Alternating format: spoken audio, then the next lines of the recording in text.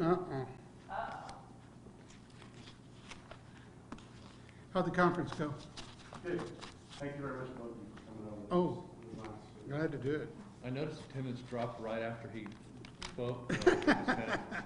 Everybody walked I out. think it's like anything with department directors, big or small, you know, you're kind of constantly in and out, stepping out to take a call or address something and back in. So you saw a lot of that throughout the week. Oh, I'm sure, Yeah. especially with that group. Sure, my phone's right silent. Oh, You let us know whenever you're ready. turn this thing off and we'll be ready. Okay. Ready? Okay, good morning and welcome to the October Mayor and City Manager Press Conference. This morning we also have with us our City Attorney Amanda Stanley joining us for some portions of the press conference to answer any questions you might have. I want to start off with this morning just revisiting a presentation that we had at the last council from the Mayor's Task Force Against Domestic Violence.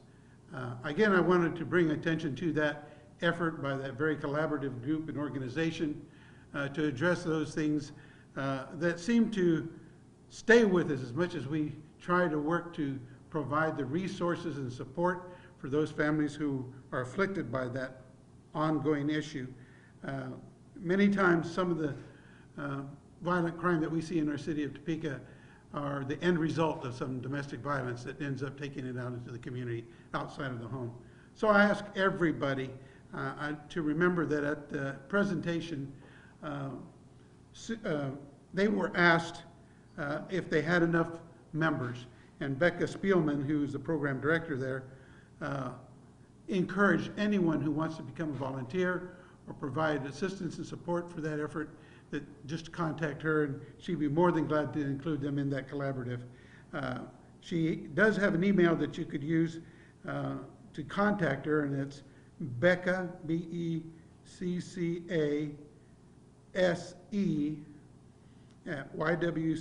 at ywca.nekansas.org, and or you can look them up on their website. But I encourage everyone to give some more thought to that. Domestic violence is something that we don't hear about enough, to think about how we can help in some way to support the efforts to curb that. We do have a holiday coming up. Halloween safety is something I want to talk to. There are a lot of trunk or treats going on in the city. Some of them hosted by the police department and be down at the LEC and throughout the city. I think it's prudent for parents to consider that a real option for their kids while they're out there trick-or-treating. Cold weather, it could be wet weather. There's always the issue about traffic safety. So I encourage everyone to give some thought to that, of taking advantage of those that have been organized on behalf of the community to keep our youth safe. There was one thing I forgot to put on this morning when I left the house, and that was to put my I voted sticker on my lapel. I wanted to make sure this is yet another opportunity to encourage people to vote, and if they can, vote early. When I got there with my wife, it was packed. I mean, there was a line leading out the door, and when I asked the workers there, they said it had been that way since they opened, even during the heavy rain that we had. So that's very encouraging. The numbers that we saw grow at the last election in August, I think are returning, and I think that's an encouragement. The more people take advantage of that basic right and responsibility of voting, the better off the city, county, and country is. So I encourage everyone, if you haven't already made a plan to vote, if you need a ride, contact your friends, relatives, get yourself there and take that opportunity in a very small way, but counts in a big way when they all put together all the opinions that are expressed on that ballot. So I encourage everyone again to vote. There's something that I know that city manager is going to speak to, as well as our city attorney, and it's been in the news about council member Mike Lesser. And for that, I'll turn that over to city manager. Mr. City Manager? Mr. Mayor, I know that you and I both absolutely think the world of Councilman Lesser, and very appreciative of his service to the city. His resignation is effective Monday night, going into November 1st. So he'll be missed.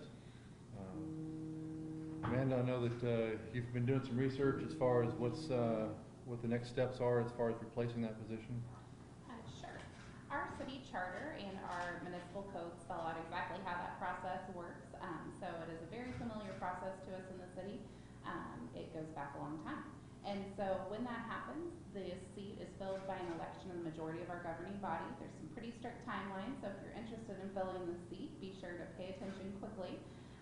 With an effective date of November 1st, we will publish notice in the Metro News on November 7th. There's 2 weeks to apply, so if you're interested in this position, the application will ask you things like, what do you think the biggest issue in Topeka is? Why do you want to serve? The deadline for applications will be November 21st, and then there will be interviews at the December 6th City Council meeting. Each governing body member gets to ask one question, so there will be 9 different questions answered. And then at the conclusion of that meeting, the governing body can choose to vote that night, or they will vote the following week. And then that is a ballot vote system, where ultimately you need a majority, so 5 of 9 votes, to be elected into the seat. A question I might have, on the applications, do they go back to the city clerk, or where do They do, so the application will tell you how it needs to be submitted, but our city clerk will handle all of that. Okay, good, well, thank you. I want to follow up a little bit on the city manager's comments about Mr. Lesser. He joined the council when I did, almost 5 years ago. And so over that 5 years, he and I have become very good friends. He and I joke a lot back and forth, but Mike took that job very seriously. I think he spent a lot of time thinking about his decisions that he made as a council member, and I appreciate that. I believe he represented his constituents very well, and in whole, I believe he has always wanted to serve the city as best he can. He's a colorful man. He's a lot of fun to be around, and I will miss him on the council, but I know we will maintain that friendship that was developed during that time. So I wish Mike the best in whatever he pursues. I know he's a very successful businessman, and he knows what he's doing.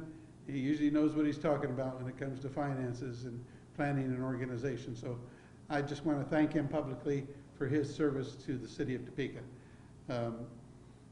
Is there any other topic that you would like to address, City Manager? Actually, I'd like to bring up one that's I know very near and dear, if I can say that, to both you and me. We have posted a position of Chief Diversity, Equity, and Inclusion Officer, and I know the mayor's talked about it many times. Those applications, Mr. Mayor, will close on October 31. Okay. The candidate pool right now is, we've been very pleased with the response rate, and so we'll start working through that process after the 31st. Hopefully we'll have some decision shortly, not too far after that. You've seen some announcements here recently. We have Braxton Copley's taken over as Public Works Director. Sylvia Davis is taking the helm in utilities. And we'll also have Rhiannon Freeman joining us here in a couple weeks. So excited about some of the changes that are happening here at the city. There's a couple opportunities for the public on November 3 and November 7. There will be some public input sessions for our consolidated action plan. That plan it's part of our grants management program. We do this on an annualized basis, but there'll be some opportunities there, more information to come with that.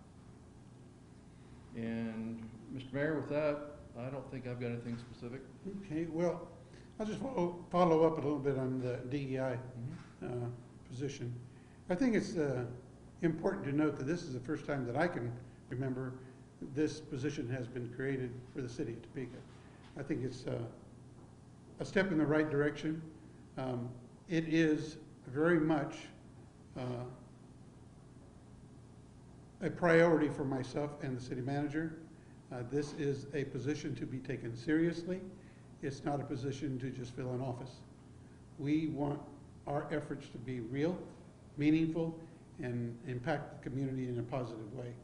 So everything or any ideas that you can bring to the city manager or myself about how we can integrate the work of the DEI officer will be welcomed. And that's the whole point of it, is that everyone has a voice and are able to communicate to the governing body so that we can really look closely at how we serve the citizens of the city of Topeka. So give this position the opportunity to succeed. It won't happen overnight. It's hard work. Everyone that we've talked to in preparing for this has cautioned us. It is hard work. You need to have a very strong individual in that place. You need to have support from the very top to the very bottom for the efforts that will attempt through that office. So again, I encourage people to give us their opinions, give us your suggestions, and give us your support. I was going to ask one more question of the city attorney, and it had to do with, again, the selection process, but I think you covered it after I give it a second thought. So I think we are done as far as any specific topics that we want to address, and so we're here for any questions you might have. Question here about Councilman Lesser. Were you guys surprised when he resigned from his role, from his seat? I would tell you that I think Councilman Lesser has took this very seriously. I was surprised when he came in, but at the same point in time, I know that he's spent a lot of time thinking this through. Piggybacking off of that, can you kind of explain, if you have an explanation, of the timing of Councilman Lesser leaving in relation to the hiring of the city manager? I don't think there's any correlation that I am aware of. In advance of hiring the city manager, there was no indication, at least to me, that Councilman Lesser would resign from his seat. So I don't think there's any correlation whatsoever, unless there's something you want to share. I'm not aware of it. No. Could you give us an update on redistricting? I'll leave that to the city manager. I believe we have it coming forth on agenda. The first meeting in November, it will be voted on. Okay. So everything is in process. So that'll be voted on the first meeting in November, and the new council districts will take effect January 1st. At that point, Amanda, as all things come to the council, oftentimes someone wants to make an amendment and a change. Is that possible in this process, or is this our final decision? Like any ordinance, it could be amended at that meeting in November. City council members or the mayor could bring an amendment at that time. Okay. I think that might answer some questions that some of the citizens might have of, do I have any choice in where I end up in the district? Maybe a question kind of in the same vein of the city management and kind of the department heads. We've seen a few of those positions kind of change recently. Are there any outlooks or any kind of, do you anticipate any more of those positions to become open, any more department head changes? Well, I can tell you right now, we're actively trying to find a finance director. You know, I guess I need to backfill my spot. So I hope that we have some announcement to make with that one. We are recruiting for a an individual in IT to help drive our infrastructure on there. But beyond that, I'm not sure what there would be. Is there any progress in either one of those two searches? Yeah, I mean, we're obviously aggressively trying to recruit there. We've seen some interest on the finance side, and we're exploring some options on the IT side also. Is it internal interest or external? I mean, people already work for the city that are more interested in it. I think there's always interest internal, and you hope to generate interest external also. Kind of jumping, sorry, just kind of jumping around here a little bit more. Does your question kind of align with what's happening? Okay. I want to move down to the kind of the economic side of things, and obviously inflation and everything we're hearing about all the time. How is that impacting the city's budget? Well, we have the budget passed for 2023. We're optimistic about the how things are looking for 23. I think I've publicly stated to the governing body that when we're looking at 2024 and 2025, there's a little more concern just because of the unknowns with the economy. But we're also taking some steps internally to make sure that we're prepared for that. Would one of those steps like include city projects? Like I'm talking more about like infrastructure, roads, of course, being a big question around here. Have you seen any impacts on construction costs in terms of? Well, construction costs are up, and we have started our CIP process, which is our capital process for the year. We've started that process now. That will be for the year 2024. But you know, as is everybody saying, costs are going up.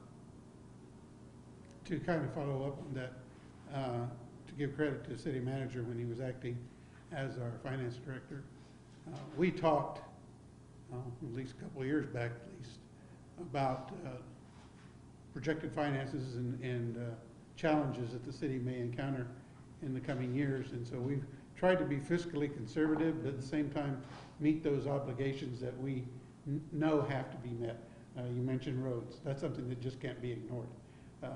So in order to do that, you trim where you can and still meet that primary need in the city. But I think we've really seen some results from this outcome-based budgeting process that was initiated, last or 2 years ago?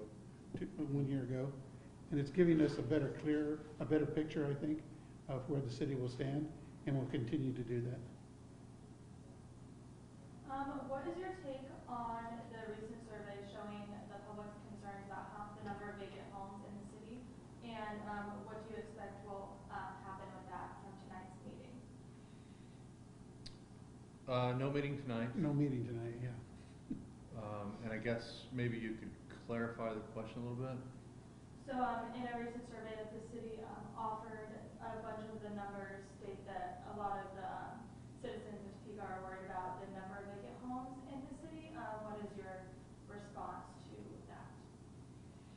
Well, some of that is being addressed through the efforts made by Councilwoman Valdivia Alcala and Hiller with regards to the code enforcement and moving forward with how we address those kinds of properties that are vacant, uncared for, have out-of-state ownership to, have trouble identifying owners to. So there is a portion of that effort that I think will help us better inventory what we have and find the quickest, most long-lasting solution to some of these properties. Some of them have been there well before I came into office, I know that. And that's unacceptable. But we have a very, very strong property rights state, and we want to make sure that we don't overstep our role in trying to take care of those properties. But that is something that is a priority for us. And how are you guys handling the police staffing shortages with 14 officers on administrative leave? So Obviously, Chief Willis and his command staff have worked very closely with the FOP to make sure that we have the officers on the streets that we need. Officers have been very flexible with their scheduling, and we're working through the process. And what does it mean when those officers are on administrative leave? What exactly are they doing? Are they able to work behind the desk, or are they just not able to work? Right now, they're not working. Do you know whenever they will be anticipated to return? We have some officers that we hope to get back soon, but you know, we have a process that we have to go through. So, You know, the chief's been really good about aligning his staff to the high priorities. He and I work together at the police department, and he knows that the basic needs of the city need to be the top priority. Some of the things that we might like to have in the interim that takes additional staffing may take a back seat. But the priority of the city, of protecting the city, is where he's going to put his staff and his focus. So the citizens can feel confident that as far as that goes, they're not going to experience a shortage of officers in the field. And then, switching gears again, KDOT just announced last week that they are low on snowplow drivers, and I'm just wondering, is there any effect of that at the city level? so I can tell you that yesterday we had our dry run for snow season. Got a chance to meet with those crews yesterday. We're not concerned about shortages there for snow season. And will you be hitting, what exactly is your plan for clearing the roads? Will you be hitting more main streets, or will you be going into those neighborhoods as well? I think we'll probably talk about the snow efforts at a later point in time.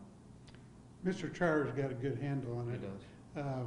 They changed their system about a year and a half ago, 2 years ago, and they really did a better job of deploying their staff so they were more effective in the areas that they covered. And now that we have Scoop Dog on scene, you know, we're going to be able to run right through that with no problem. But no, I went down there last year and took a ride with them, and believe me, the confidence that the drivers have in the plan that they were using is felt by everyone. They think they are doing a better job. They feel they are more efficient in clearing the roads, so I'm confident we'll be ready for them. If you guys, I know last year they were kind of in the same vein. Last year they were talking about kind of shortages and a little higher cost in the snow removal supply, the chemical and the salt and sand. Have you guys budgeted for a raised cost on the stuff you guys will need for snow stuff? We budgeted for supply costs increases across the board. Certainly, salt and sand are one of those items. Mayor, as one of the people who will be choosing the new District 9 council person, what are some of the things you're looking for in candidates? For me, it's someone who just didn't wake up one day and decide they want to be a council person. I'm looking for someone who has shown me already that they've been involved in the community, have been engaged in activities that support either private organizations or city efforts to make the city better, because that shows me their commitment to the success of the city. I'm looking for somebody who is willing to be a team player and not come to the council with one specific agenda, but come to the council as someone who wants to help what we already have going on. There are a lot of efforts and initiatives that we have in the background that are working, and that person needs to be brought up to speed, be willing to put in the time. People say about the council job is it's a part-time job. It's a full-time job. You have a lot of reading to do, a lot of engagement you need to do in order to be confident in how you're voting. And you have to be present. You have to be in that seat and ready to do the job. And that's the kind of person I'm looking for. We have one more question here from someone sent us in just a concern, I guess, they had about all the post offices, I understand are closing, you may not know about this. But Topeka, we're losing the Gage post office and the North Topeka post office. We're also talking about Rossville, Auburn, and Mapleville post office is closing. Means people could be losing their jobs, is all it is. Any comments as far as that's concerned?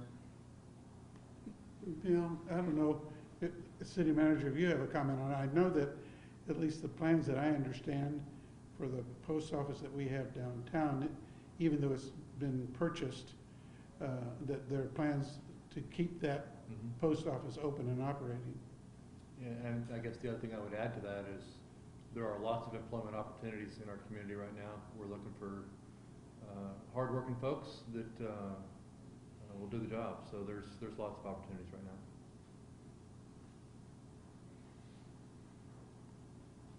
Further questions? None? Well, I appreciate you all being here today and asking the questions that you did. And anytime there's any follow-up questions that you didn't think of until you walked out the door, call the city manager or my office. We'll be glad to visit with you. Thank you again.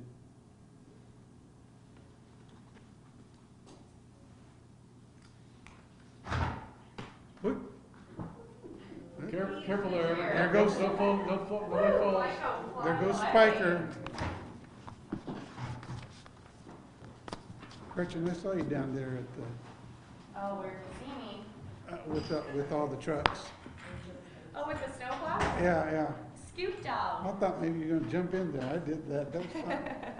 Isn't that fun?